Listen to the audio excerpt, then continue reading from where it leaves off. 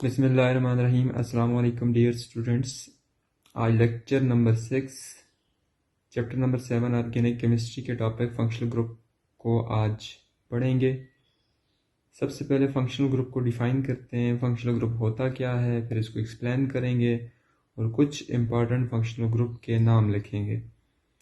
ये students, organic chemistry में functional group को हम लोग डिफ़ाइन ऐसे करते हैं कि एक एटम या एटम का ग्रुप जो किसी भी ऑर्गेनिक कंपाउंड की फिजिकल और केमिकल प्रॉपर्टीज का रिस्पॉन्सिबल हो, उस एटम या ग्रुप को हम फंक्शनल ग्रुप कहते हैं। तो इसको डिफाइन करते हैं। एन एटम और group of atom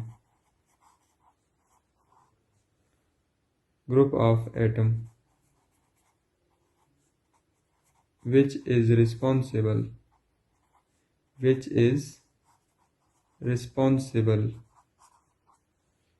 for physical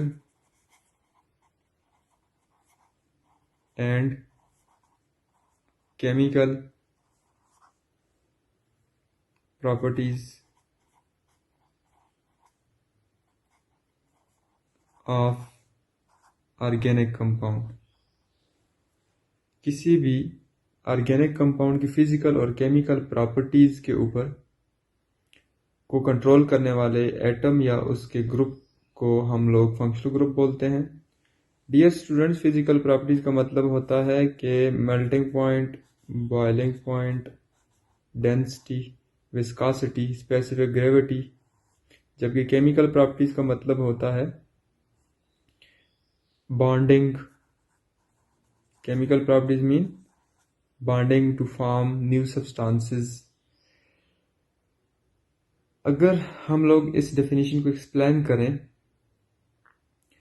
तो हमारे पास अगर दो मैं आपके सामने ऑर्गेनिक कंपाउंड लिखता हूँ। एक है CH3CH2OH, इसका नाम है इथाइल अल्कोहल। जब इसका रिएक्शन मैं सोडियम के साथ करवाता हूँ तो ये रिएक्शन सोडियम के साथ करेगा और यहाँ से हाइड्रोजन प्लस बन के निकलेगा, यहाँ से ऑक्सीजन नेगेटिव बन के निकलेगा। और डियर स्टूडेंट्स, यहाँ पर जो सोडियम है उसके वैलेंस शेल में एक इलेक्ट्रॉन है। अब अगर मैं इसको लिखता हूँ CH3CH2ONA तो ये बिल्कुल ठीक होगा। अब हुआ क्या कि यहाँ पे एक हाइड्रोजन तो एग्जिस्ट नहीं कर सकता अनस्टेबिलिटी की वजह से, तो हमें दो हाइड्रोजन लेने पड़ेंगे, तो ये हाइड्रोजन गैस बन के निकल जाएगी। तो डियर स्टूडेंट्स, इस रिएक्शन में हम लोगों ने देखा कि सोडियम ने इस ऑर्गेनिक कंपाउंड के साथ रिएक्शन किया और केमिकल प्रॉपर्टी और बॉन्डिंग यहाँ पे हुई। सोडियम ने इथाइल अल्कोहल के साथ रिएक्शन किया और सोडियम इथॉक्साइड बनाया और हाइड्रोजन गैस बनी। यानी इस रिएक्शन में रिएक्टेंट प्रोडक्ट में कन्वर्ट हो चुके हैं, यानी रिएक्शन हुआ है। लेकिन अगर मैं आपके सामने एक और रिएक्शन लिखता हूँ CH3OCH3। डियर स्टूडेंट्स, अगर हम लोग यहाँ पे सोडियम का रिएक्शन ईथर ऑर्गेनिक कंपाउंड के साथ करवा रहे हैं, इस ऑर्गेनिक कंपाउंड का नाम ईथर है, तो यहाँ पर रिएक्शन नहीं होगा। क्यों रिएक्शन नहीं होगा? क्योंकि यहाँ पर ऑक्सीजन और कार्बन का बॉन्ड इतना ज़्यादा पोलर नहीं है, ये बॉन्ड नहीं टूटेगा और सोडियम जो है वो इस कंपाउंड के साथ रिएक्शन नहीं कर सकता। डियर स्टूडेंट्स, एक कंपाउंड में सोडियम ने रिएक्शन किया है, दूसरे कंपाउंड में सोडियम ने रिएक्शन नहीं किया। इसकी वजह क्या थी? इसकी वजह ये थी कि दोनों कंपाउंड के अंदर जो फंक्शन करने वाले ग्रुप हैं वो डिफरेंट है। एक का फंक्शनल ग्रुप जो है वो अल्कोहल है, OH है। एक का फंक्शनल ग्रुप जो है वो OH है और दूसरे का फंक्शनल ग्रुप जो है वो ऑक्सी है, जिसको हम ईथर फंक्शनल ग्रुप कहते हैं।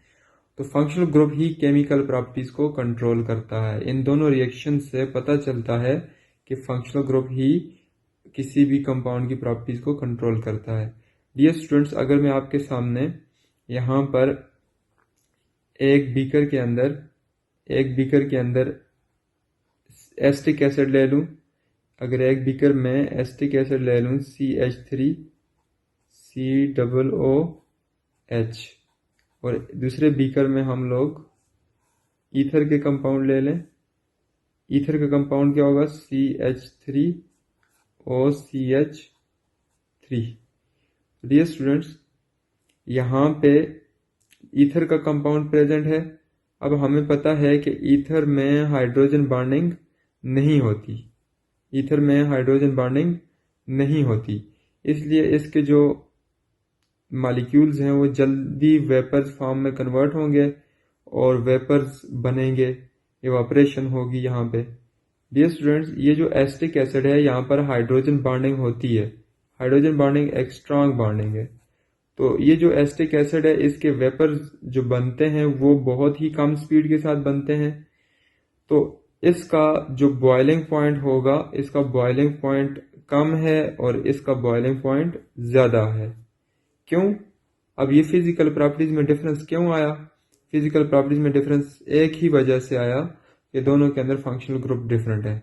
इस ऑर्गेनिक कंपाउंड के अंदर फंक्शनल ग्रुप ईथर है, इस ऑर्गेनिक कंपाउंड में फंक्शनल ग्रुप ईथर है, और इस ऑर्गेनिक कंपाउंड में फंक्शनल ग्रुप कार्बोक्सिलिक है।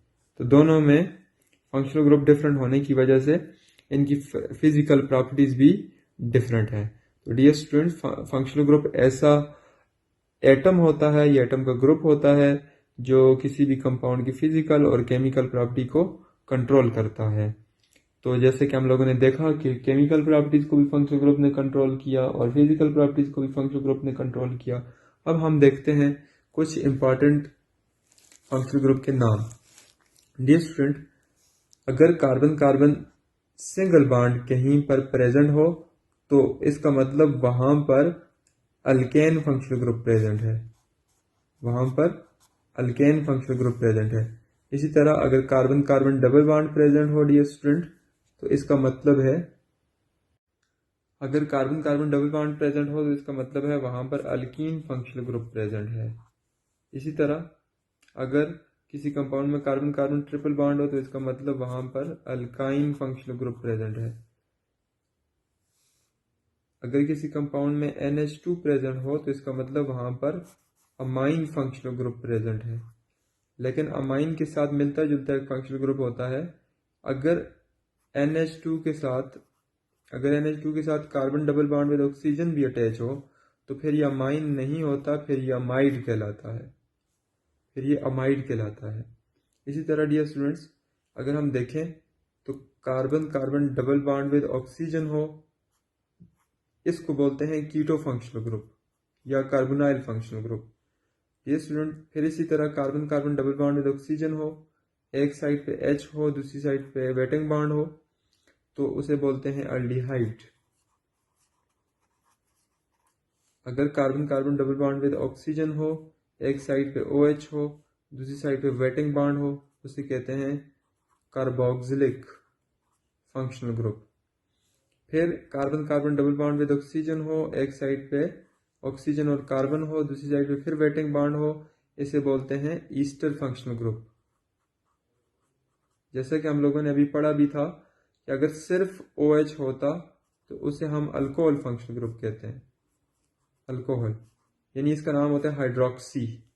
इसी तरह ऑक्सीजन के दोनों साइडों में वेटिंग बॉन्ड हो तो उसे हम ईथर कहते हैं और उस फंक्शनल ग्रुप का नाम ऑक्सी होता है, ऑक्सी, उस फंक्शनल ग्रुप का नाम ऑक्सी होता है। फिर इसी तरह डियर स्टूडेंट्स, अगर carbon double bond with oxygen हो, फिर बॉन्ड हो, फिर ऑक्सीजन हो, फिर carbon double bond with oxygen हो, इसे बोलते हैं anhydride functional group, anhydride functional group.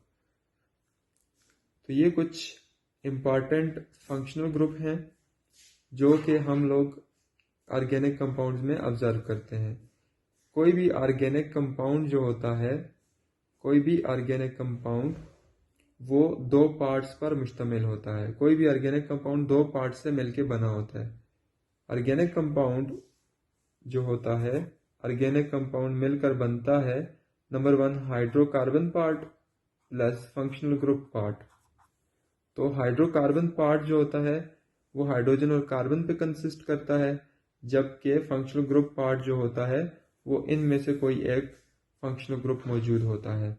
तो aldehyde, keto, carboxylic, ester, ether, alcohol, anhydride, इसी तरह एसिड हैलाइड जिसको हम एसाइल हैलाइड कहते हैं, carbon double bond with oxygen होता है एक साइड पे, यहाँ पे फ्लोरीन, क्लोरीन, ब्रोमीन, आयोडीन कुछ भी अटैच हो सकता है, तो इसे बोलते हैं एसाइल हैलाइड फंक्शनल ग्रुप। तो डियर स्टूडेंट्स, फंक्शनल ग्रुप में हम लोगों ने देखा तो कोई भी ऑर्गेनिक कंपाउंड जो होगा, जैसे हम लोग लिखते हैं CH3COOH, तो इस कंपाउंड में कौन सा फंक्शनल ग्रुप प्रेजेंट है? इस कंपाउंड के अंदर कार्बोक्सिलिक फंक्शनल ग्रुप प्रेजेंट है। अब ये जो कार्बोक्सिलिक फंक्शनल ग्रुप प्रेजेंट है, इसके साथ हमें यहाँ पे हाइड्रोकार्बन पार्ट भी नजर आ रहा है, जो कि हाइड्रोजन और कार्बन से मिलकर बना हुआ है। तो डियर स्टूडेंट, ये था फंक्शनल ग्रुप। अगर फंक्शनल ग्रुप में आप लोगों को कोई सवाल हो तो आप लोग कमेंट बॉक्स में लिख सकते हैं। इंशाल्लाह हम लोग इससे आगे जो नेक्स्ट टॉपिक है वो कल के लेक्चर में पढ़ेंगे। अल्लाह हाफिज़।